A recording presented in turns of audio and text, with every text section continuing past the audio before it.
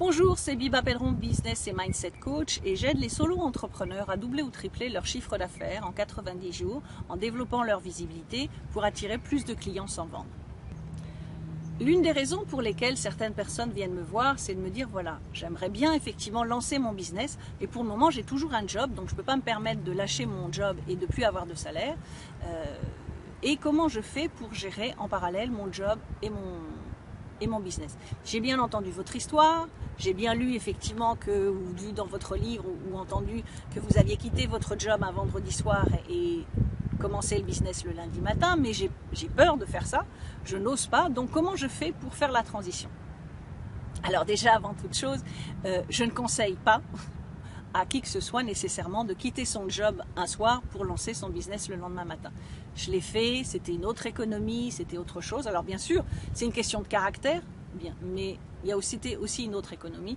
Mais je ne conseillerais jamais à personne de dire vous quittez votre job et vous verrez bien ce qui se passe après. En revanche, rien n'empêche de mener les deux en parallèle. Quand vous avez un job, qu'il vous plaise ou non d'ailleurs, vous avez un certain nombre de temps de libre dans la journée. Vous pouvez travailler le matin, avant de partir au travail, éventuellement, en fonction de l'heure à laquelle vous commencez. Vous avez l'heure du déjeuner, pendant lequel vous pouvez travailler pour votre business. Et puis, vous avez le soir. Alors, vous allez me dire, oui, mais j'ai mon mari, j'ai mes enfants, ou j'ai ma femme et mes enfants, donc c'est pas toujours facile. Oui, mais les enfants, surtout s'ils sont petits, si vous les couchez relativement tôt, peut-être 20 h, je ne sais pas à quelle heure vous couchez vos enfants, mais ça veut dire que vous avez encore le reste de la soirée. Dans la soirée, en général, vous faites quoi? Souvent, c'est regarder la télé. Si vous regardez le nombre de soirs où vous regardez la télé, le nombre d'heures où vous passez à regarder la télé, est-ce que vous ne pouvez pas vous dire, au lieu de regarder la télé pendant 3 heures, je vais peut-être regarder la télé que 2 heures ou peut-être qu'1 heure, et comment je peux à côté faire un certain nombre de choses et mettre en place des actions pour mon business.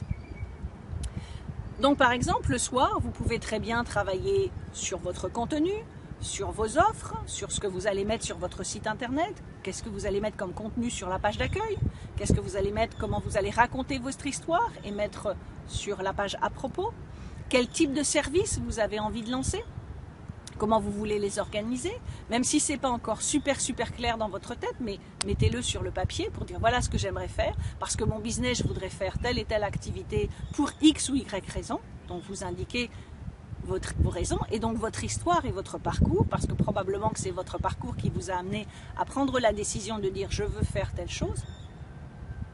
Et puis vous allez parler de vos services. Alors est-ce que vous voulez faire des formations en ligne? Est-ce que vous voulez faire de l'accompagnement? Est-ce que vous vendez des produits digitaux? Est-ce que vous vendez des produits physiques?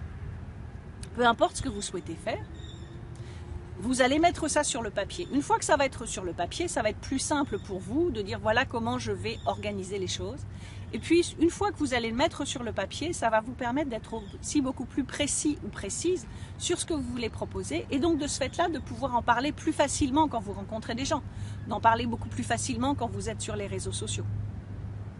Donc ça, c'est le soir parce que vous avez besoin de vous poser pour faire ce genre de choses. Ensuite, le midi. Qu'est-ce que vous pouvez faire le midi? Si vous avez 1 heure pour déjeuner, rien ne vous empêche de déjeuner pendant 1 heure et pendant une demi-heure, peut-être de commencer à faire votre étude de marché. Regardez en ligne qui fait la même chose que vous. Est-ce qu'il y a un marché? Quel est ce marché?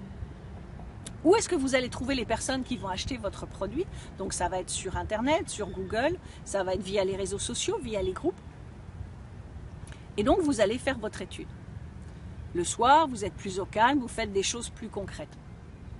Le midi, vous pouvez également, une fois que vous savez quel type de service vous voulez proposer, admettons que vous proposiez de l'accompagnement individuel, qui vous empêche de faire de la prospection le midi, de se dire je vais prendre une demi-heure tous les jours pendant mon heure de déjeuner, je prends une demi-heure pour faire de la prospection.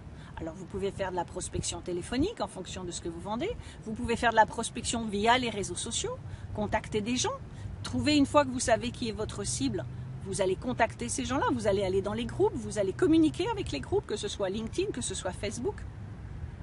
Vous allez connecter avec votre marché pour commencer à leur parler de ce que vous faites.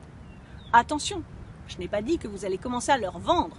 Vous allez juste commencer à leur parler de ce que vous faites parce que le but, c'est, dans un premier temps, c'est de vous faire connaître. Donc votre communication, vous la faites pendant l'heure de déjeuner. Tout ce qui a besoin d'être un peu plus pensé, vous le faites le soir en prenant un peu moins de temps à regarder la télé. Et puis le week-end, vous avez peut-être 1 heure ou 2. Vous allez peut-être vous dire pendant le week-end, le samedi matin ou le dimanche matin, quand c'est plus calme chez vous, pareil, de se dire pendant le week-end, je consacre 2 heures à mon business, à l'évolution de mon business. Donc j'explique qui je suis, ce que je fais, à qui je m'adresse et le bénéfice de mon service. Et là-dessus, à ce niveau-là, travailler énormément sur le bénéfice. Quelle est la transformation ou l'expérience, comme je dis toujours, que vous allez apporter à vos clients. Le midi, pendant l'heure de déjeuner, vous faites votre communication et petit à petit, ça va avancer. Alors, pas besoin d'avoir un site internet dès le départ, au début, parce que si vous ne savez pas exactement ce que vous allez mettre, vous n'allez pas faire un site. Mais vous pouvez très bien ouvrir une page Facebook, soit une page professionnelle, soit utiliser votre page perso pour commencer à développer votre visibilité, à commencer à mettre en place votre personal branding pour qu'on sache qui vous êtes et qu'on connaisse à vous apprendre, puisque, une fois de plus, quand on est solo entrepreneur, les gens nous achètent nous et non pas notre service. Donc les gens vont commencer à vous connaître. Vous pouvez vous inscrire à des événements, à des soirées networking, à des séminaires. Comme ça, pareil, vous allez pouvoir commencer à rencontrer des professionnels et échanger plus sur votre sujet. Et petit à petit, vous allez vous apercevoir que, à force de parler de ce que vous faites, des bénéfices et comment vous allez aider les gens, vous allez obligatoirement trouver des gens qui vont être intéressés par ce que vous faites. Vous créez du contenu, ça a besoin d'être un peu plus tranquille, donc vous le faites le soir par exemple ou le week-end.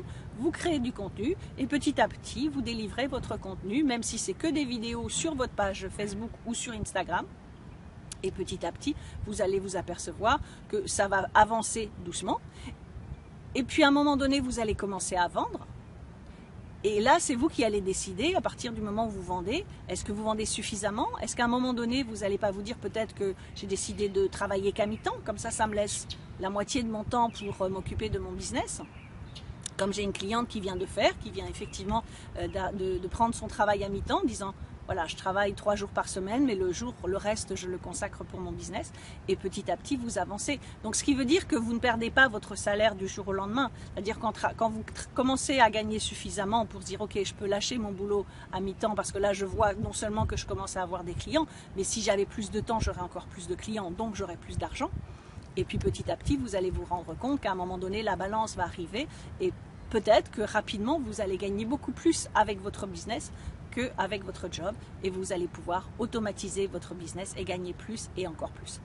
Donc, n'essayez pas de quitter votre job du jour au lendemain, mais voyez comment vous pouvez faire coïncider les deux et faire les deux en parallèle pendant un certain temps.